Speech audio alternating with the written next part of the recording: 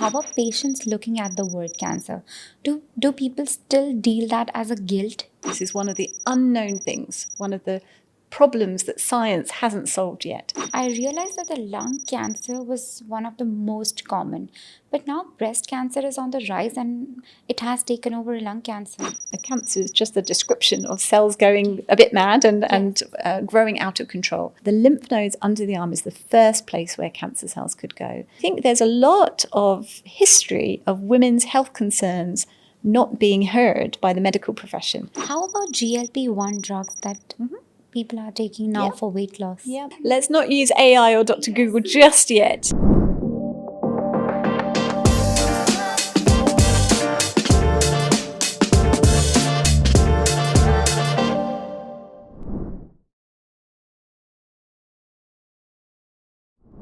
One in 8 women get breast cancer once in their lifetime, and half of them they have absolutely no family history. It's not just an older women's disease. Lumps can be formed silently and symptoms are almost invisible. And misinformation actually spreads faster than awareness. In today's episode, October being the Breast Cancer Awareness Month, I have invited an renowned oncologist to help us clear all the myths about breast cancer, all the false information, how the stages are, so that in case somebody has to go through it, has 100% ready-made available information. Hi guys, welcome back to my channel. I hope you guys are doing great and fantastic. If you still haven't subscribed to my channel, do not forget to hit that subscribe button. Follow us on Spotify, Apple Podcast, Amazon Music, Geo7, and Gami. And keep on watching this episode. Today's guest, she's actually seen fear, guilt, and hope. She is a renowned oncologist based here in UAE, Dr. Deborah Mukharji. Welcome to the channel, Dr. Deborah. Thank you very much for inviting me. It's a great pleasure to be here. Dr. Deborah, it's been almost a decade of you dealing with cancer. How has what was your first experience when you had to break this news to the cancer patient? A very sensitive topic, Yes. because we still fear the word cancer. Okay. And I think that unlike other medical conditions that can be just as serious, cancer has that particular fear that people don't want to think about it, they don't want to talk about it. And that's exactly why we're here today in the month of October, because we say it's Pink October and we are spreading the message that talking about cancer is a good thing. Yes. How has things evolved from back in the days to now? How are patients looking at the word cancer? Do people still deal that as a guilt? So I think this is a really important question. It definitely depends on where their background is, their culture. But in general, we are seeing more women and men being able to openly discuss and talk about cancer, and we are diminishing the fear, because nowadays we are focusing on prevention and we're focusing on early detection. And the reason why we're doing that is because if we can prevent cancers happening in the first place, this is excellent. Yeah. And if we can't prevent them happening, then detecting them earlier means that we can cure them with less treatment. So these are the focus of our messages now, and that's why we're getting out there in the community and we're talking about particularly breast cancer in this month, because early detection really does save lives. But doctor, while I was doing my research, I realized that the lung cancer was one of the most common. But now breast cancer is on the rise and it has taken over lung cancer. So is it true? So absolutely. So with changing habits, like hopefully less smoking in different populations, we are seeing different types of cancers in different areas of the world. In women, breast cancer is still one of the most common cancers that we diagnose and treat. We also know that in certain parts of the world, cancer of the cervix is very common, which can be entirely prevented by a simple vaccine. So you're absolutely right. Lung cancer is becoming less common for the simple reason is that people are smoking less, which is one of the main factors. We don't know why younger women are getting breast cancer. This is one of the unknown things, one of the problems that science hasn't solved yet. and it's something that we probably cannot prevent, but we can detect it early and hopefully cure it. So, is it that breast cancer not necessarily has to be heredity? This is a very, very good question. Many people feel that, or they think that breast cancer has to run in the family, and that if you don't have any family history of breast cancer, then there's no risk of getting breast cancer. But actually, it's a small number of patients who have a family history or a high risk genetic mutation that have breast cancer. More than perhaps 80%, 85% of women with breast cancer have no family history at all, and it just happens spontaneously. So just because your mother or your relative never had a history of cancer does not mean that you should not do screening and should not be aware of getting lumps checked out. So, like, at what age should we start screening? So in general, and here in the UAE, our guidelines are to start screening with mammograms and ultrasounds from the age of 40. But we do see breast cancer in younger women, particularly younger women with a family history. And so all women should be aware of what their own breasts feel like during their cycle. And younger women should definitely think about doing a self-breast exam. We can talk about how to do that. And if they feel any changes or they're feeling anything that they think is unusual, to get that checked out quickly. So to answer your question, screening routinely starts at the age of 40, but all women younger than 40 should be aware of their own bodies and be making sure that any changes get checked out quickly. Yeah. Emotionally, how do women feel when they first hear the news? If you ever break the news to them? So this is a very difficult time in anyone's life to get a diagnosis of any medical condition, but particularly a diagnosis of cancer, because of all that stigma and fear and all those things that are attached to it. So we always have to break the news very gently. We always have to make sure that we are offering the right tests to make sure that we know all the information about what the condition is. So I say to patients that we have found something. We need to know all the information. We need to know what it is. We need to know where it is in the body, and we need to know what the best treatment is to give us hopefully the best chances of curing it. Correct. You know, while I was researching again, the most myth that people have, women were Googling about, was mostly that applying deodorants or wearing a tight bra are the biggest reason for breast cancer. Is it true? So far we have no evidence, clear evidence that wearing a tight bra or the color of the bra or the underwire has any impact in the risk of breast cancer. In terms of deodorants have multiple different components and different chemicals. At the moment, we don't have strong evidence that deodorant increases the risk of breast cancer.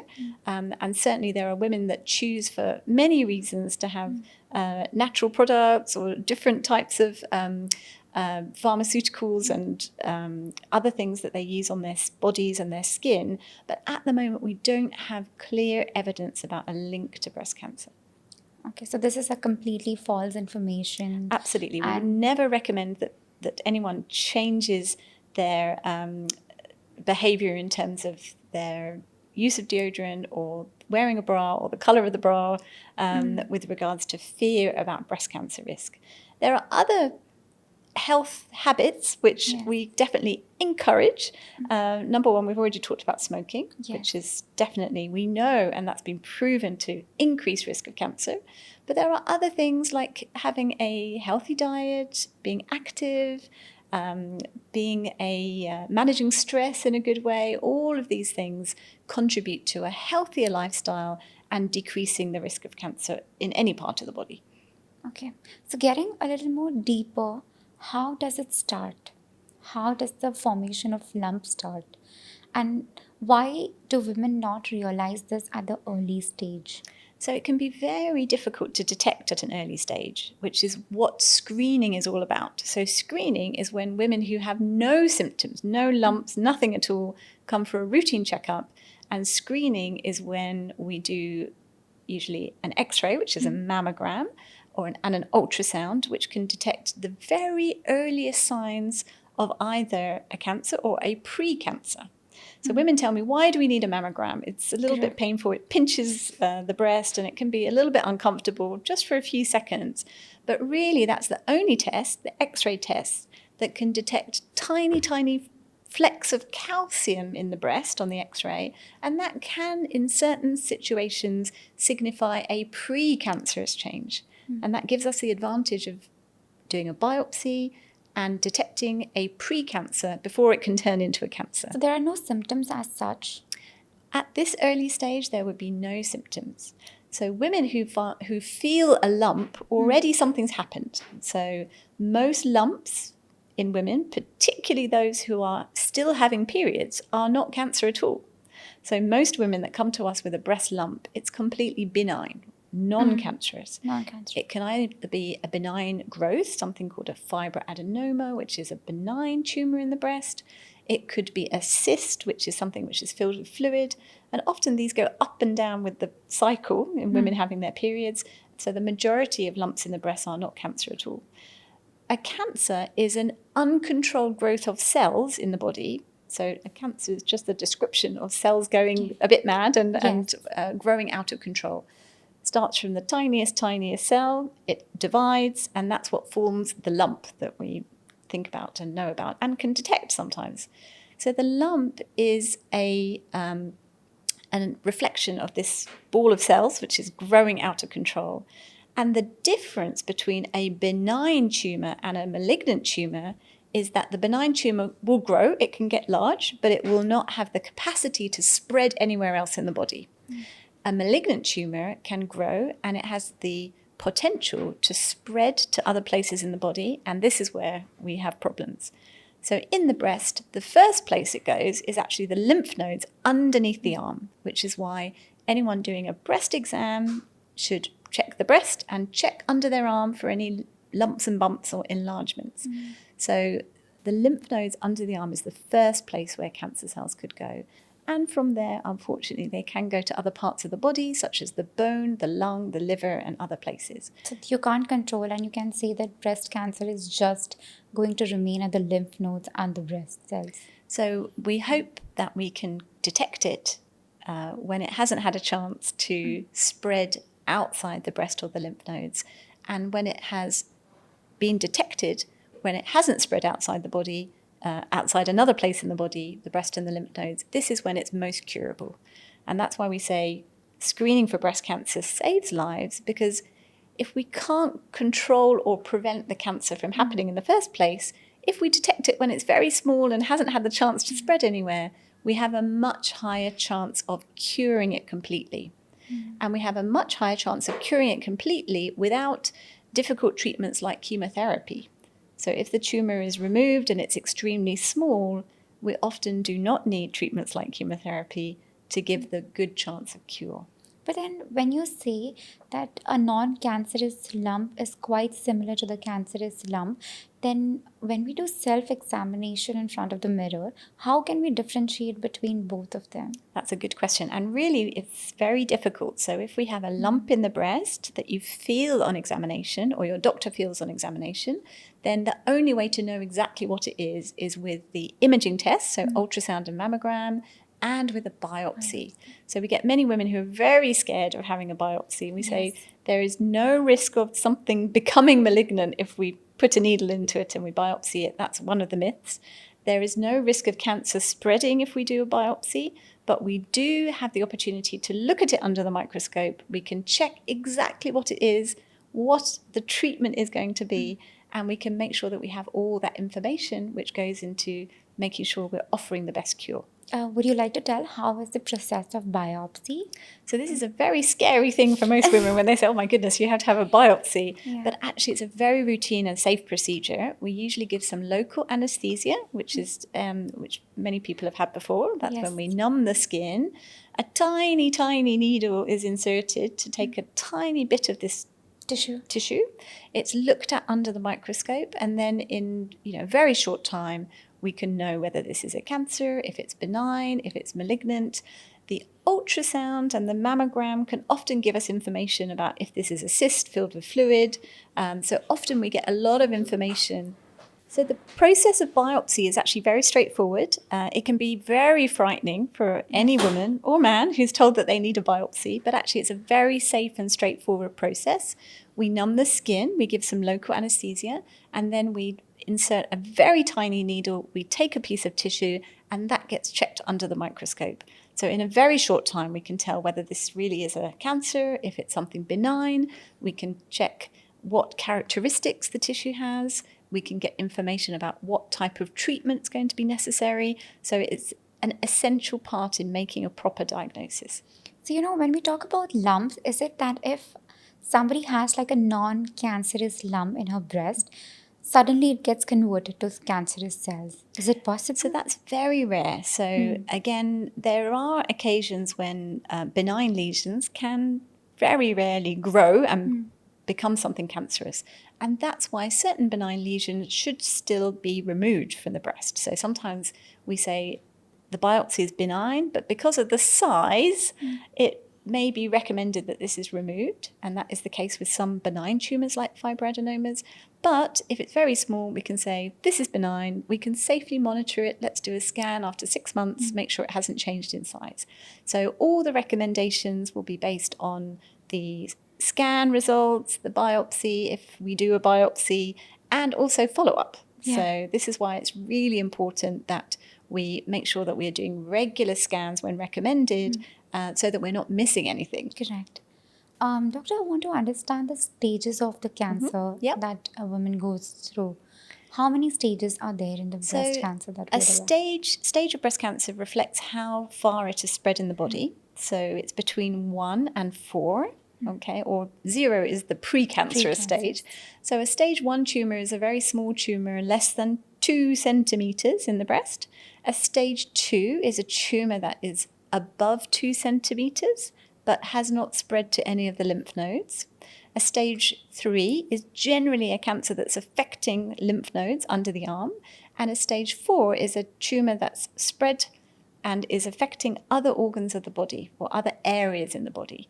So the stage of the tumour reflects how far it's spread in the body. And it also is something which is very important when we're planning treatment, because we certainly want to offer a different treatment to someone who's at a higher risk of the cancer coming back, would be a stage 3, would be offered perhaps a different treatment to someone who has a stage 1 tumour, and we can perhaps easily remove it with surgery.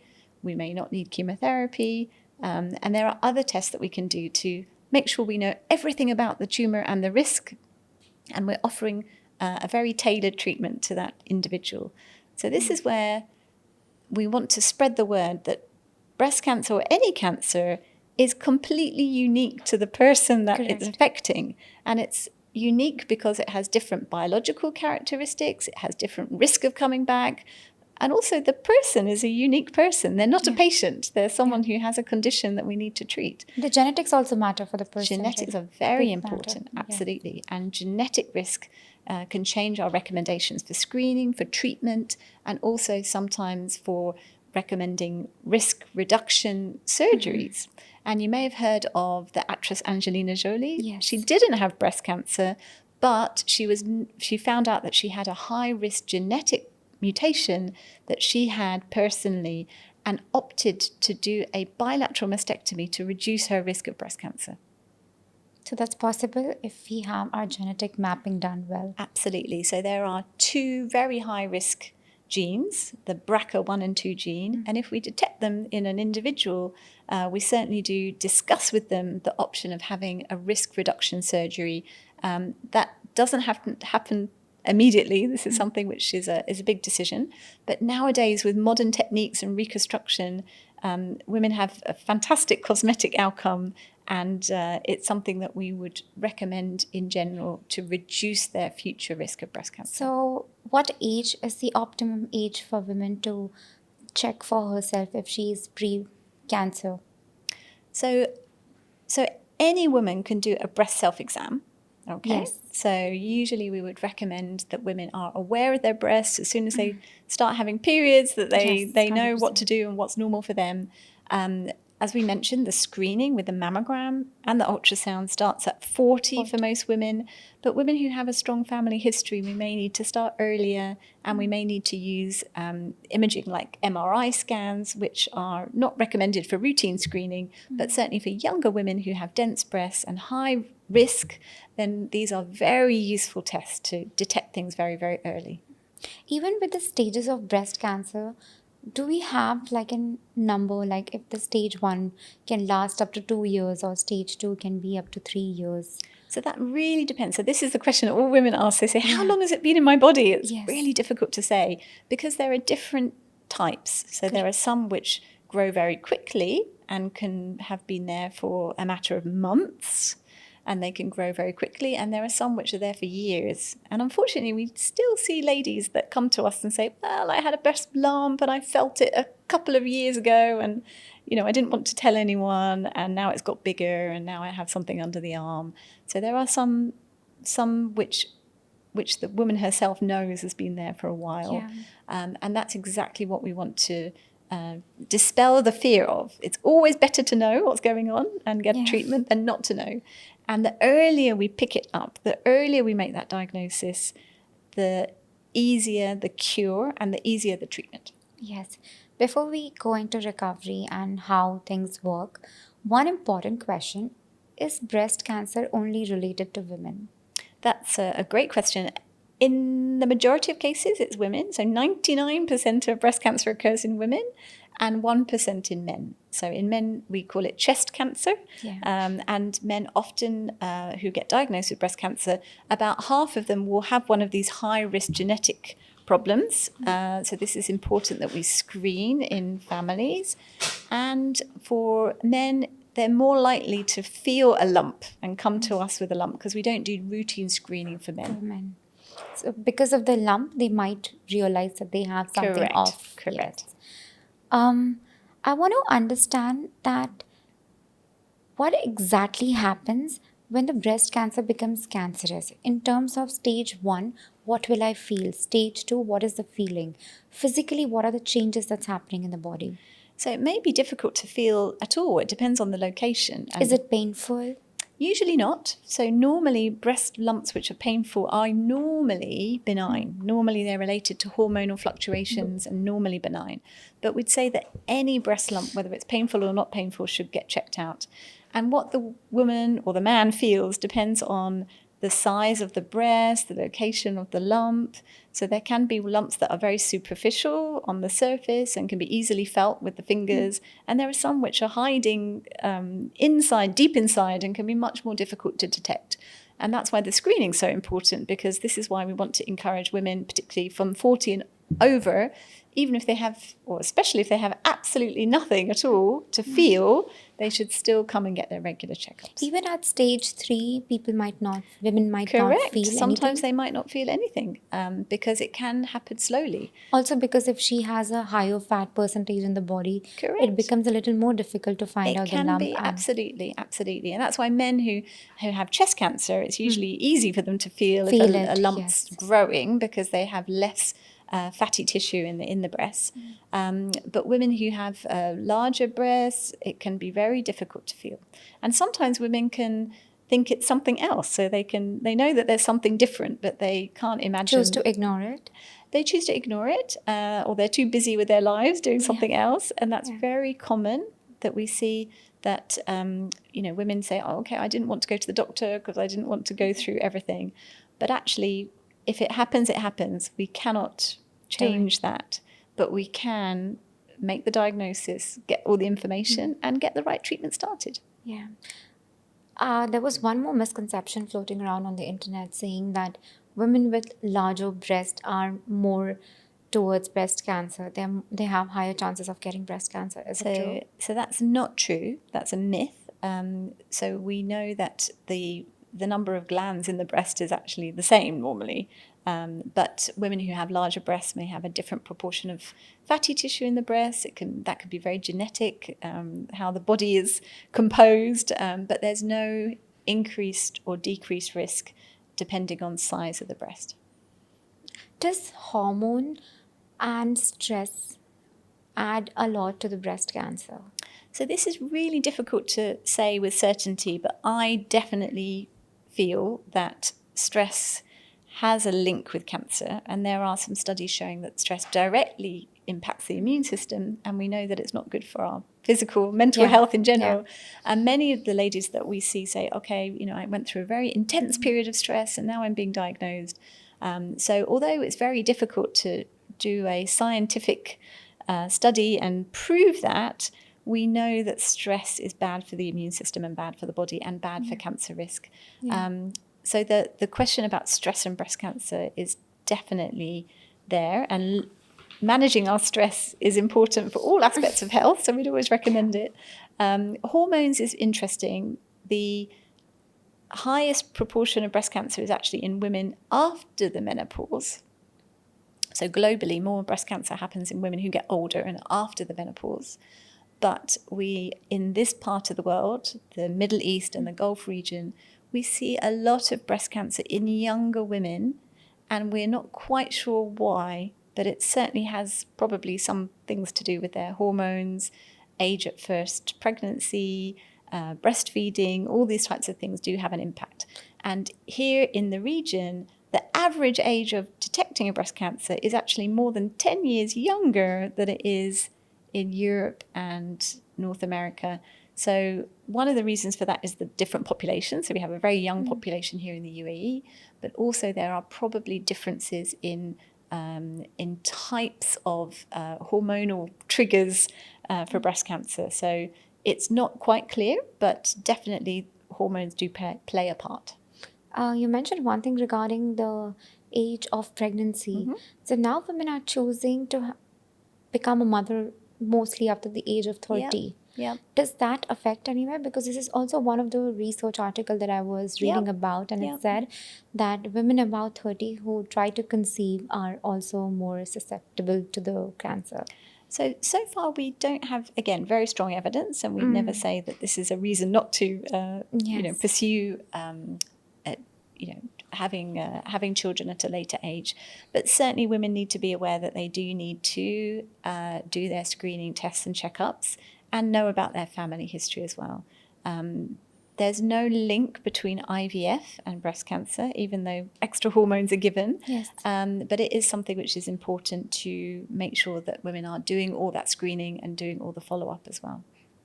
So till now, my conclusion would be not to be scared and not to run away from screening, which Absolutely. a lot of, us women in general, we know that our hormones are off, but yet we decide not to go to the doctor.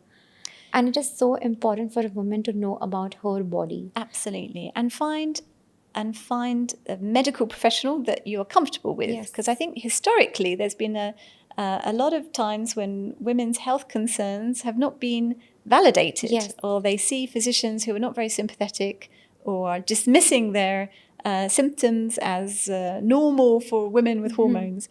So I think there's a lot of history of women's health concerns not being heard by the medical profession. And now we are really trying to focus on patient-centered care or women-centered care, and all of those things that were previously dismissed by healthcare professionals. This is perimenopause, this is your periods, this is menopause, you should just put up with it, this is normal. Well, actually, no, there are many things that can be done to advise women about how to take control of their health, and by engaging in screening and knowing your body and knowing what's right and wrong for you is one of those things. So I'd say that having awareness of your own body is part of being empowered to know what's right, to know what's wrong, and to do what's right. Yes, make sure you're going on the right path to fixing it. Yeah, and that's why I really like the Pink October. Reason being, repeatedly every single day via different activities, especially around MENA, even back in India, that they are trying to tell women to have mammogram done. It's a reminder every year to get your mammogram done. Absolutely. That's literally what the Pink October does. It's a great reminder, but we know that we shouldn't just wait to October to remind women about breast cancer. So if a woman doesn't have their mammogram in October. They shouldn't wait till the next October to remember to do it again. And I think the main message is that we just need to start these conversations. We need to not be scared about talking about our bodies. We need to not be scared about talking about cancer. And we need to spread awareness that early detection saves lives. We are now curing more than 90% of women with breast cancer, but we can only do that when we detect it early. Yeah. So what are the stages of recovery when one is undergoing if they had to undergo surgery or even chemotherapy? What are the stages of recovery? So this very much depends on the type of treatment that women need. When we detect a very early breast cancer, At stage 1, at stage 1, if it's hormone positive, which most of them are, about 80% are hormone receptor positive. At stage 1, it's usually a surgery which is a lumpectomy or a partial mastectomy. It can either be one night in the hospital or even day case procedure in some situations. There's obviously the recovery from the surgery, but because it's not a big internal surgery, the recovery is quite rapid. So does at this stage, does she have to undergo like a breast removal surgery altogether? No. Or just the part of the lump is removed? Just the part of the lump is removed, and we also take out some of the lymph nodes under the arm to make sure that nothing's travelled. So this is the lumpectomy or partial mastectomy. Usually nowadays, if you have a good surgeon, the cosmetic outcome is very good as well. So women should always ask their surgeon, how are you going to deal with the scar? What will it look like afterwards? How are you going to make sure that I'm happy with the look afterwards? This is very important for women to ask that. There's no shame in that at all, because this is a curative treatment. Yes. And if it's a very small tumour and there's nothing in the lymph nodes, usually, in most cases, women would usually not need treatments like chemotherapy. They'd recover from the surgery within a couple of weeks. When we do a partial mastectomy or a lumpectomy, we usually recommend a radiation treatment afterwards, which is a high-dose X-ray treatment which sort of sterilizes the area where the surgery was done. And often we give tablet hormonal treatments, which are usually given for 5 years and in rare cases longer than 5 years. So most of our women now... But why is it that 5 years she has to undergo through these tablets? So that's a good question. This is mainly the studies that have been done. So we know that certainly for women who are young and before the menopause, we try to give medicine that blocks the hormone, the female hormone, the estrogen, that blocks it from entering the tissues.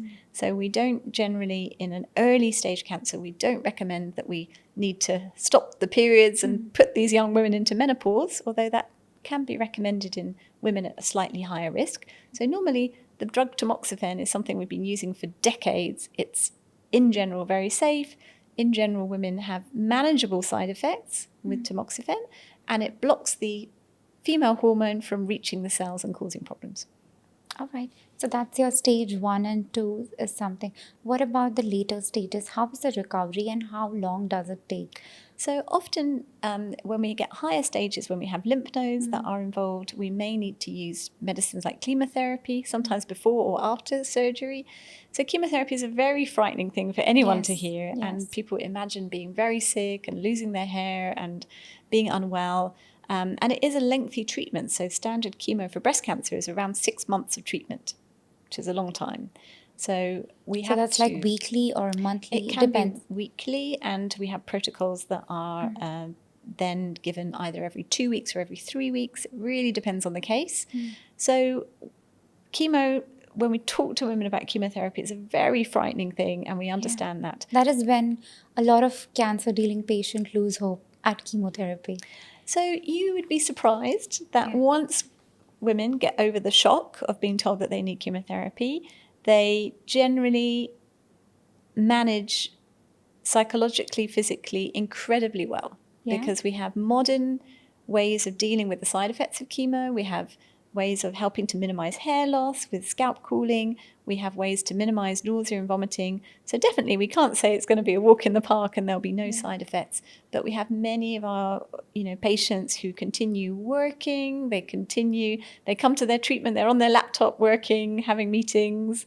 They're continuing to look after their families. They might have young children and continuing their lives. So having chemotherapy doesn't mean life is stopping. It means that we have a condition, we need to give a treatment, we need to support them through that treatment. But nowadays it is getting, I wouldn't say easy, but we are managing the side effects better. Of treatment. Okay. And at the end stage, when the cancer cell has completely spread across the body, then how is the treatment and what are the chances of survival at this stage? So the good news is that we have many, many new treatments for cancer that spread. So even if we cannot cure it, we have multiple treatments we can use to keep it under control for many years. So nowadays, if we diagnose a breast cancer and unfortunately it has spread to other organs in the body and we cannot remove it with surgery, if it's hormone positive, often we start with tablet treatment, and that can be keeping the tumor under control for many, many years, and that's revolutionized our treatment of breast cancer. We have multiple other treatment options, and every time we have a new scientific conference, we have new treatments which are improving outcomes. So we are improving the survival from advanced breast cancer, whereas before it was a few months, now is many, many years. You've mentioned a couple of times regarding hormone positive. What exactly is hormone positive? So that means that on the tumor cells, when we do the biopsy, we can see that we have specific markers, which are markers for the female hormones, mainly the estrogen. And this can be detected on the biopsy. So about 80% of breast cancers have this estrogen receptor marker, and we say that that's hormone positive because we know that a very good treatment for either shrinking the tumor or preventing recurrence of the tumor is by blocking the estrogen, blocking that hormone. Yeah. How is life after curing cancer or getting rid of the cancerous cell? In terms of fertility, in terms of can she conceive and become pregnant? How is it if she is detected, of course, at an early age? Absolutely. These are very important considerations for women that we're detecting breast cancer and treating it at young ages. So we usually say that we discuss fertility before starting treatment. So for women that need chemotherapy or hormonal therapy, they may want the option of freezing eggs or freezing embryos before they start. So that's something that all women should discuss with their doctor before starting treatment, which should be offered to them. So once we start treatment, we say absolutely no pregnancies on treatment because there can be problems. But once younger women have undergone at least 2 years of treatment, so we say have about 2 years of hormonal therapy. Again, this is not set in stone. We have the option in certain cases of stopping everything completely and seeing if they can get pregnant naturally, which definitely does happen. And we have some studies showing that it is actually in most cases safe for younger women to go on and have families naturally. But we would then, once they've completed their family, then go back on the hormonal treatment for a few more years after that. So it used to be a bit of a taboo subject that we'd say that, oh my goodness, no pregnancies after breast cancer because it can flare things up. Actually, in most cases, it's very safe. It's always a discussion. It's always a decision that is made with that individual. But certainly after at least 2 years of treatment, we usually say that if fertility is something that the woman, the couple are seeking, there are definitely very good studies showing that it is safe and that we can stop everything, allow things to happen naturally, or have procedures like an IVF procedure safely, and then go back to the hormonal therapy a bit later. But would she be able to breastfeed the child later? So that depends on the type of surgery, the type of reconstruction that's been done. So it really depends on what treatment's been given before. If she still has the mammary gland, then for sure she can breastfeed. Yeah. So normally on the opposite side, if only one side's been affected, that's possible. In women who have a bilateral mastectomy and a reconstruction, that wouldn't be possible. So again, before any treatment's done or any surgery is done, we need to discuss the implications with that person so that they know what to expect for the future. How about contraceptive pills? Are they also causing cancer? So far, again, we have no evidence that the contraceptive pill causes breast cancer. What we do have evidence for is the opposite, which is the hormonal replacement therapy in women after the menopause, particularly the old-fashioned type of hormone replacement therapy, did slightly increase the risk of breast cancer. So at the moment, we have evidence that we need to discuss the risks and benefits, because some women after the menopause have terrible symptoms, or during the menopause, and they really do need some extra help. So we would never say to a woman, you cannot have hormone replacement therapy in any form, but we need to discuss their individual risk. We need to discuss the type of hormone replacement therapy and the screening that happens afterwards to make sure that this impact on someone's life is minimized and the impact on the risk of breast cancer is minimized. Correct. How about GLP-1 drugs that people are taking now for weight loss? Yeah. So again, we don't have a lot of evidence about increased cancer risk. There's some concern about possibly triggering thyroid cancers, but we don't have solid data. We are tending to do screening of the thyroid before starting, and sometimes we pick up an early thyroid cancer even before people start. So it's such a common thing in the community that once we start looking for it, we find it. In terms of breast cancer, actually the risk of breast cancer could be decreased by women who are decreasing their body fat mass. So in some women, again, as in protecting against diabetes and heart disease and all the other things, it can actually be beneficial rather than risky. Yeah. And how about food eating habits? Does any type of food trigger breast cancer?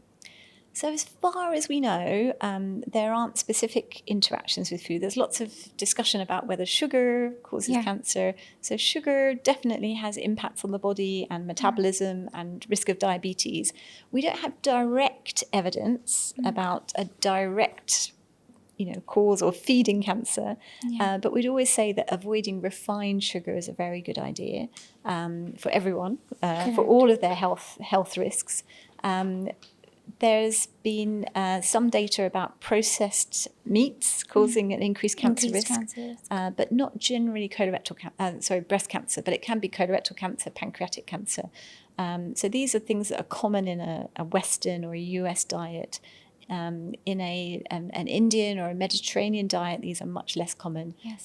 But certainly high fat, animal fat diets, high refined sugar diets are bad for us in all ways. So probably something to avoid.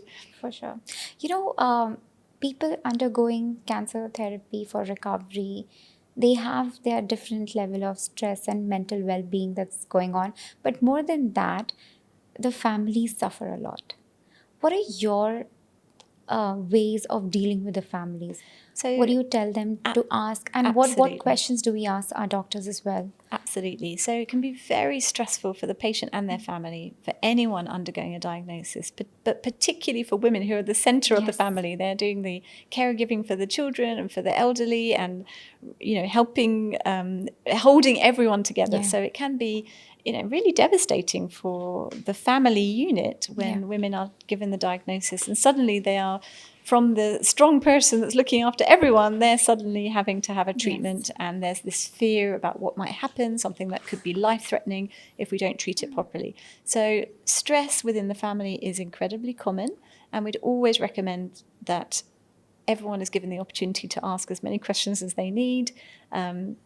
We can offer psychological support with counselling to family members and the patient as they need it. And really, it's healthy. It's encouraging healthy ways of managing. So healthy ways of managing are supporting the person who's having the treatment, are offering to psychologically help their journey rather than adding stress to their journey, if that makes sense. So and that goes for family, friends as well. So friends and family members, we say, just be there, sit with your friend or your family member, tell them that you care about them, distract them with fun things, make sure that they know that they are still that person. They haven't changed. I always say to our patients coming for chemo, you're not sick.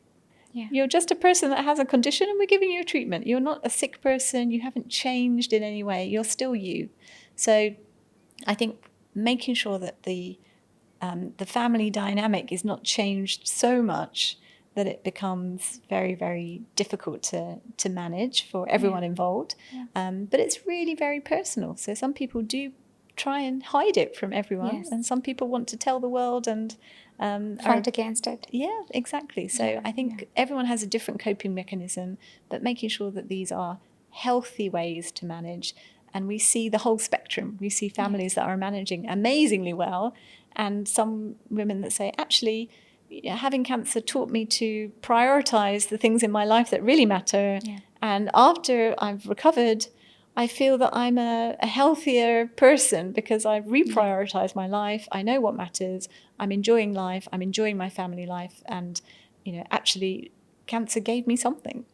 And we see the opposite spectrum where people find it very difficult to continue in their normal relationships, and there's a lot of stress, and it can be very, very destructive as well. So helping families, individuals, friends to support the person who's going through that treatment in a healthy way is really, really important. I think because of social media, a lot of influencers and actresses are coming on screen talking about how they are dealing with breast cancer, and that's giving a lot more motivation to the general public out there. And also with the advancement of science again, since it has become easier to cure compared to what it was back in the days, women are anyways born strong. They are just learning to deal with another thing.